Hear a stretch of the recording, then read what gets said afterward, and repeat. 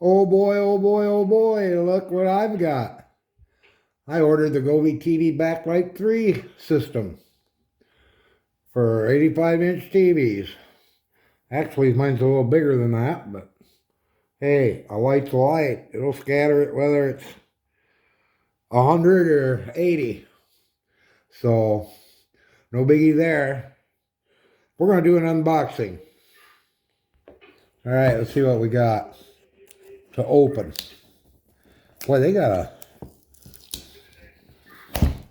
these stickers are actually what they say they are. They are stickers, and they stick. All right, nice packaging, like always from Govee. And what else do we have here? The matter card. No, that's not a matter card. How about that? This is Govee Home. Usually the blue cards are for the matter.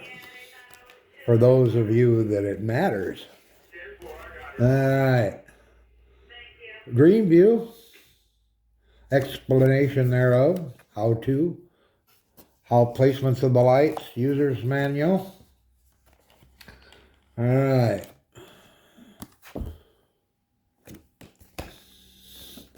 Gee, they actually tell you how to install it. Huh. Sometimes they don't. Some of their products. So let's see what we got here. Looks like we got a roll of lights. Moisture and electrostatic sensitive device. Should I even be playing with that? All right. Got that. Got a box here. And we lift this up, and what do we have? Clips. Looks like they're sending us sticky pads. Clips.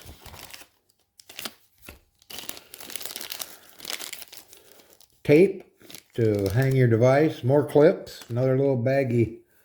Yeah, that's 3M sticky tape right there. And some kind of a little doodad in there. Not sure what that is. I'll have to look that up. Here's our power supply. USB. C to C. Connector cable. And let me take a peek here. Okay, just some FYI here. The power supply works on 100 volts to 240, 50-60 hertz, and it puts out 12 volts at 3 amps. So that's a pretty hefty power supply right there. Of course, we're running a camera, I guess. All right, we got some alcohol pads. Clean things up a little bit. Let's see what we got in this little box.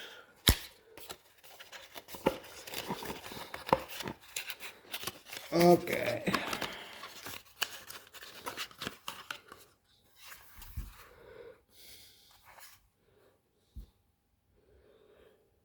Okay, the power supply plugs in there.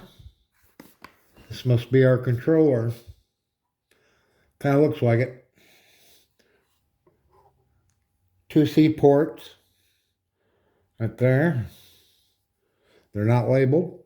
Input, output. Maybe they're all both input. Power supply goes right there in that little hole. Okay. Let's see what else we got. All right. I'm going to set that box aside. Since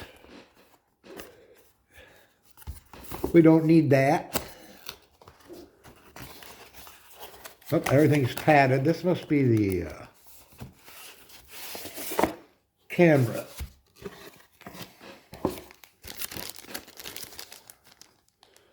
Oh, I ain't sure what them are. Must be spacers of some kind. There's they're pretty thick. Good half inch.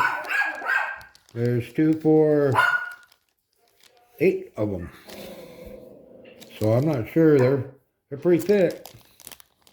Good half inch. Good strong half-inch, let's put it that way. This here be the camera, I'm sure. Getting that out is going to be another thing too. Sometimes, you know what? They got to leave a way to pull these devices out. Okay.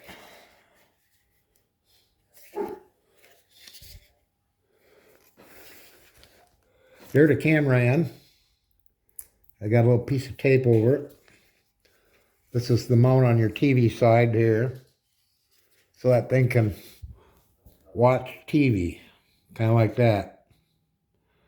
All right. Looks like a piece of quality here. For sure. I'm going to put that back in there. But that's about it. That's what it all comes with. I'm going to find out what these little pads are. Okay, after doing a little reading, these are our calibration points. You use these to put on your TV right there. There's 7 of them. And that's what calibrates it in the app. Or it's supposed to. But when we get that far, we'll log that too. All right. Okay, this cord is 3 foot long. And I was looking over the instructions here. And it does not tell you anywhere to make sure you're by a 120 volt or 240 volt power supply. You know, it doesn't say anything about having an outlet near. This is not a remote. I said this was a remote. This is not a remote. This is the controller. And this has to be placed on the back of the TV somewhere. And that surprises me a little bit. We're putting a sensitive electronic device right up next to a TV that's full of RF. So I wonder if some people are having trouble. I'm not thinking this is shielded inside. I don't think they've taken any precautions on that. So if your TV puts a lot of RF out, it could interfere with this enough so that it does not work correctly. I really haven't heard of any cases of that. But as far as connectivity goes to your Wi-Fi or your Bluetooth, could definitely be an issue.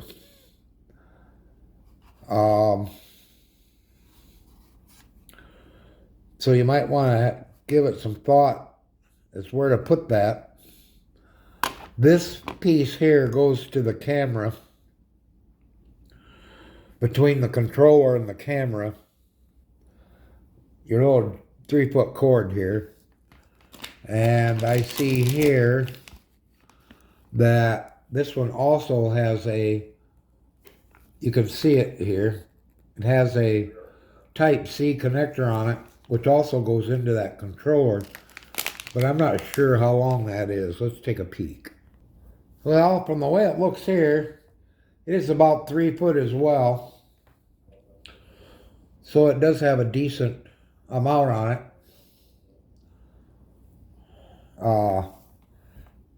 So you're going to have to think this over when you go to install this. The LED lights on the strip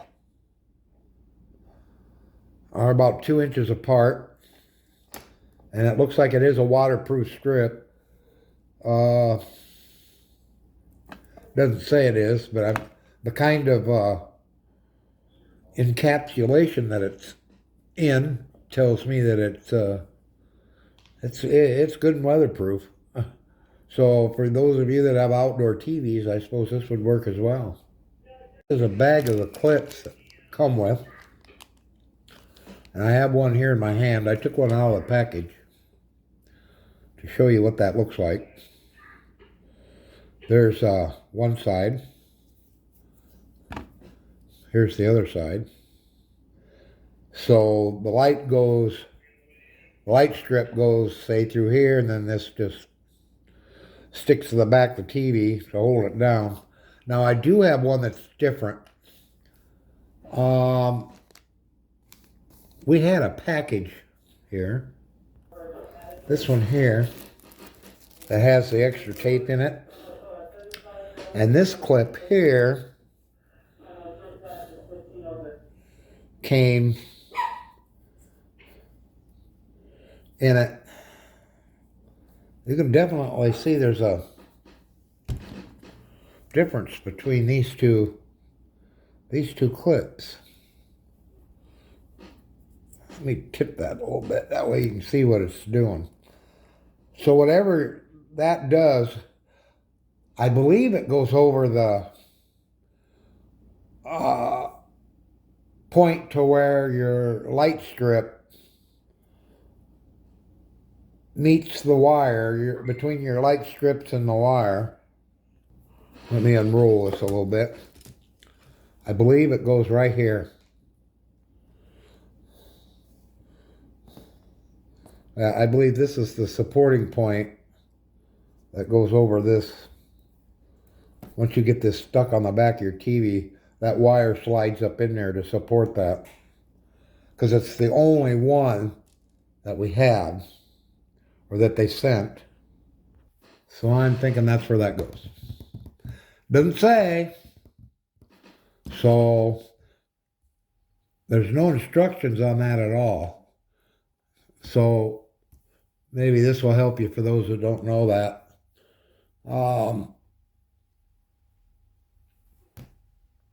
Going back to this camera for a moment, here's the lens part. See it? And this thing hangs off the top of your TV like this.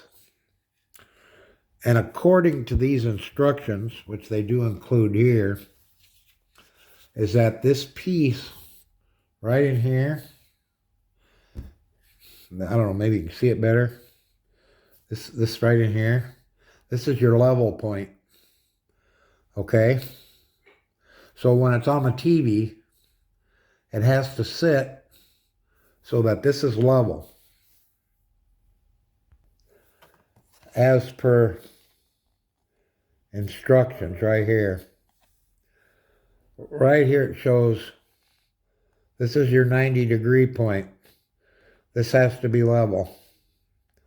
The gray area is the top of your TV, and they're showing it here too.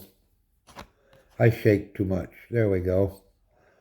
So that's going to make a big difference because they don't want this to be inclined so that it cannot see the whole screen. It needs to see the whole screen. So evidently in their engineering, you cannot change anything. This does not swivel. This is all one piece. Here it does. Here this does swivel. So they've made this, I believe, and it's a heavy device. I mean, it's got some weight to it here. That way it isn't moved. I guess it don't move around. There's no way to stick it. There's no stickers or anything else on it, just a rubber pad. And I suppose on the kind of TV you have, it might be difficult. If you have one of them older big screen TVs where it's wide, pretty wide, you might have an issue. But other than that, this is the only piece that swivels. So when it's sitting on the TV, it has to be, that part right in here has to be level. Because that gives you your angle here. Okay. Let's see what else. Okay, somebody asked me what those lights are in the background. They've seen them on my other videos.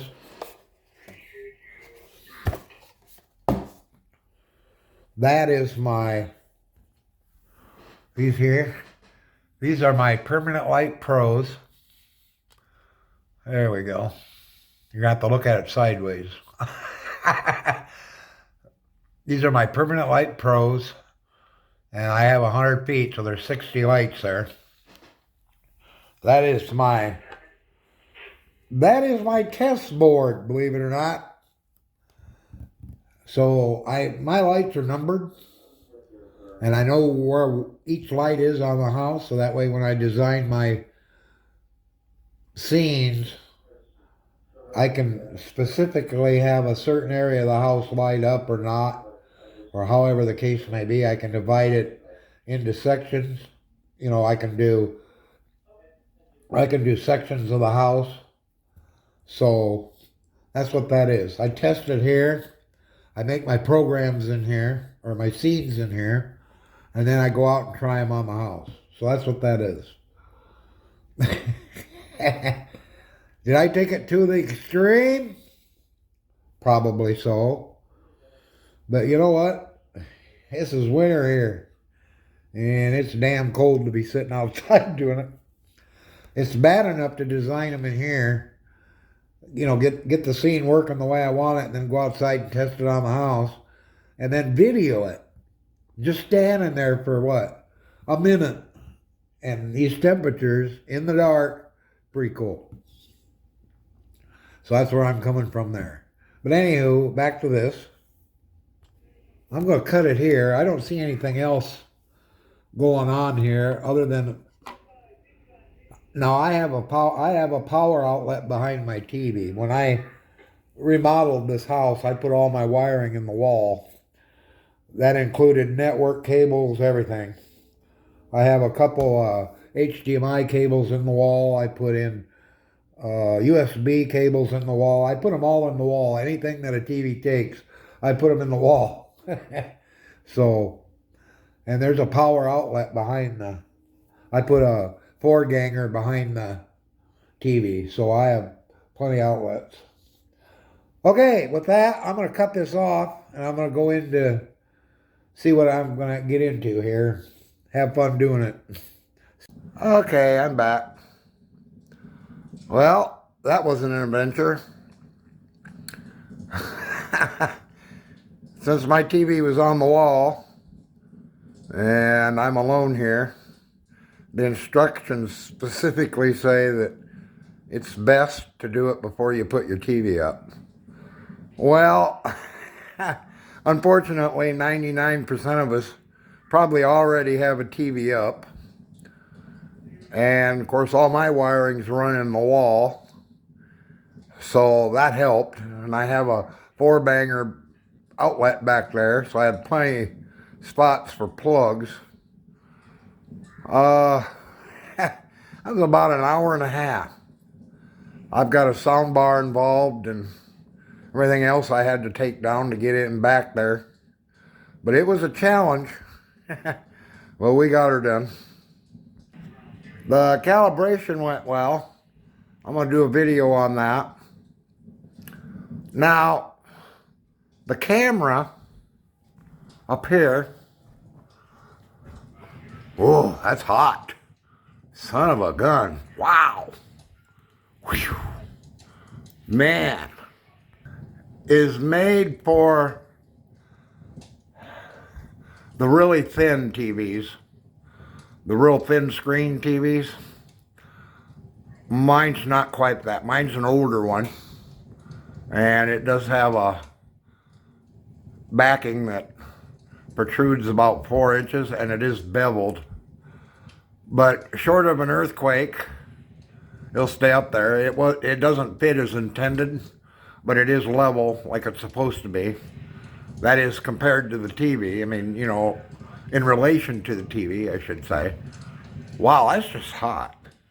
Let's try something here. I'm gonna get me a marshmallow. Ooh, that's a little on the warm side. Yeah, oh baby. Whew. Oh, look at that. Oh my God. It burnt my marshmallow. Oh. Not bad. But anyway, as I was saying, I've also got to say something about the lights on the back. Where your corners are, they actually have a wire in there breaking up the LEDs for your corners, so you don't have to twist your lights around. You know, your lights, you don't have to twist them around. But each corner has, probably about 6 inches of wire. So you got a wire here that bends around, a wire here that bends around, here, and also here on the corner on the back. Then they give you those little clips to hold them back, hold them down. And I had no issues. I took some, the clips keep wanting to let loose, but the lights stick real well. I took some Windex and I cleaned the back of where the lights are going to go, and then took some rubbing alcohol and wiped that down too. And the lights stick real good. Of course, the sticky pads on the clips that supposed to hold the wire down are not big enough, not enough surface area to stick real well. It'll stick. You can get your wire rolled in back when you put your lights on, and they do protrude, so that clip comes in handy, but they let loose after a while, and that's just typical of sticky pads. Another thing I wanted to address too is that it really helps to lay it out on the floor first. I took my lights, set them up on the floor, so I know how I was going to put these on here in relation to my outlet on the back. Now my outlet's over to the left side of the screen, probably about a foot in the center. So that's where my outlet was, and there's just enough wire to go from the camera and enough wire on the lights to go to both of them to go to the controller and stick the controller on the back of the TV. It's been working pretty good. But anywho, that's my suggestion. Good luck to those of you that have your TV up and it's tight to the wall and have no help getting it down, because I wasn't about to move it by myself. When I put that up there, I didn't intend to take it down. It's on a connector type thing where you can pull a string and it will release the TV, and all you have to do is lift it up. But to get it up there, we had 3 people. So I'm by myself, like I said, and I'm just not going to take it down. So about an hour and a half. That ain't too bad. So anyway, that ends this video. Hope it was interesting. Little tips and tricks of the trade. And thanks for watching. As always, take care, and we'll see you soon. Bear Geo here. Have a good day.